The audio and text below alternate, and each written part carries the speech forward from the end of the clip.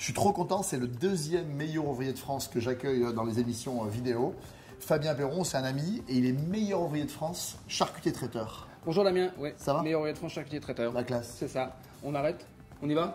On commence direct par la rillette. T'es pressé toi? Ah oui, je suis pressé. Rillette de lapin, c'est ça? Rillette de lapin. Alors comment on fait des rillettes maison, simples et efficaces? Alors le principe de la rillette, initialement déjà, c'est une viande, un muscle d'animal. Ça peut être du lapin, ça peut être du porc. Et on va le faire cuire un petit peu dans de la matière grasse. Voilà. Donc, viande confite dans la matière grasse. C'est ça, globalement. Allez, on y va, c'est pendant parti. 3-4 heures. Alors là, on va préconiser des morceaux de viande plutôt un petit peu gras, c'est-à-dire que plutôt que des cuisses, on va prendre les épaules un peu gigolettes. Voilà, parce qu'il y a plus de gélatine. Il y a plus de gélatine, il y a un peu plus de matière grasse aussi. Couper en petits morceaux. On les coupe en morceaux. Et puis, direct, on va faire chauffer un petit peu de matière grasse. Alors là, on a pris du gras de canard. D'accord. Pourquoi pas. Gras de canard, on pourrait mettre du gras de porc. On pourrait mettre du saindoux, sans aucun souci. Et on va juste faire raidir les viandes. C'est-à-dire qu'on ne va pas les faire colorer, on va juste les marquer un petit peu, histoire de raffermir les chairs. Ça sert à quoi de raidir là? Alors, ça va raffermir un petit peu les chairs et puis ça va commencer la cuisson, gentiment. Et puis aussi, ça va faire sortir un petit peu les éléments qu'on appelle sapides. Tu as gardé les petits os de lapin? Ça fait pas de mal, ça apporte toujours de la saveur. On fait raidir correctement. Quoi, une dizaine de minutes? Ouais, une petite dizaine de minutes. Juste histoire, vous allez voir, la viande elle va blanchir en surface. Feu moyen. Feu moyen, on peut augmenter un petit peu. On va assaisonner un petit peu. On va mettre juste un petit peu de sel comme ça tout autour. Plutôt du gros sel. Et puis ça va favoriser l'osmose un petit peu et les mélanges. Ça va favoriser la cuisson. Tu commences à assaisonner, Ouais, on commence à assaisonner, mais pas trop. On rectifiera vraiment à la fin. Ça, c'est ton poivrier, ça. Ouais, et ça marche. Attends, moi, je suis pas meilleur ouvrier de France, mais je sais me servir d'un poivrier. Ouais. Ok, c'est super. technologique. J'adore. T'en veux beaucoup? J'adore. Non. Voilà, un petit peu de poivre. Ouais, c'est super. Allez, tu mets 2 branches de thym. Du thym. Super. Ok. Et puis une demi-feuille de laurier, ça va suffire amplement parce que le laurier, c'est quand même quelque chose de très fort. Ah, toi, t'aimes pas trop le. Une demi-feuille, ça suffit amplement. Un petit bout. Voilà, comme ça. Super. Tac. On met dedans. Ouais. On va déglacer. Bon, ah, ça commence à sentir. Ouais. On va mettre un petit peu d'échalote, on peut les ciseler grossièrement. Alors grossièrement, c'est ça? Oui, parce que de toute façon, ça va cuisson va être. Exactement, ça va être archi cuit. Grossièrement, c'est ça? Voilà, exactement, super. Voilà, de toute façon, ça va cuire pendant 3-4 heures. Alors, inutile de dire qu'elles vont être archi cuites. Hein. Et ça, après, tu les gardes dans la rillette? Pourquoi pas? Moi, ça me choque pas. Ça va être bon, hein? Ça va être très bon. Ça va donner un petit peu de moelleux. Exactement. Par contre, l'oignon, on va pas le garder. Alors, ce qu'on va faire, lui, on va le couper en 4-6 gros morceaux. En gros morceaux. Exactement. Ce sera plus facile à retirer. Exactement. Voilà, c'est super. Et ça, on va l'enlever à la fin de cuisson. Allez, c'est parti. Allez. Ta petite garniture aromatique. Carré. Ça va être bon, ça? Ah, ça va être très bon. Pas de carottes, pas de céleri. Non. Moi, je mets plutôt carottes et céleri dans les rillettes de porc. D'accord. Le lapin, c'est une saveur qui est vachement difficile à aller chercher.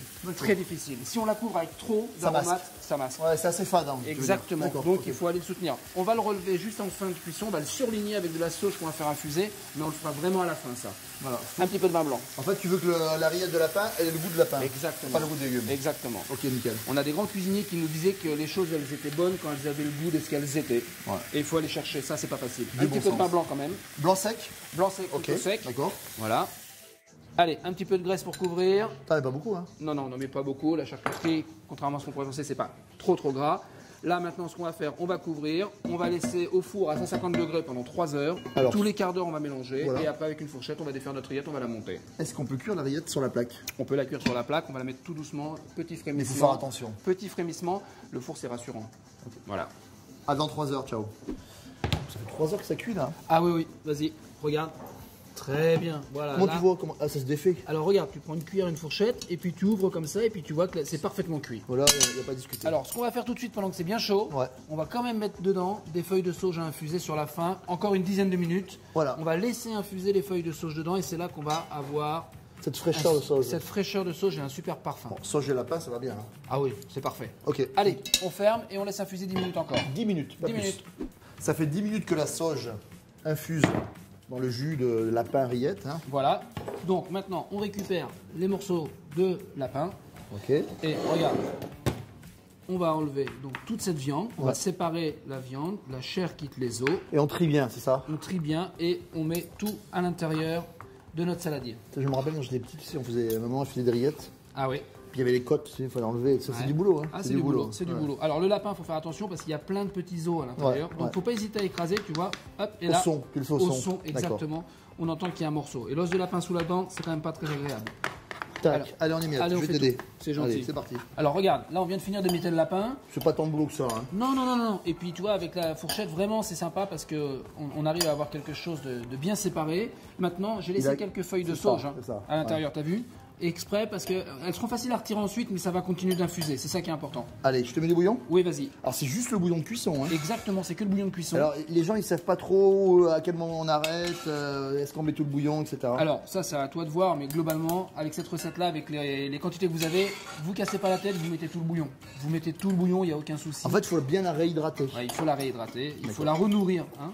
C'est important. Ce que j'adore dans la recette, si vous avez, il y a zéro. Attends, je verse tout comme Allez, ça. vas-y.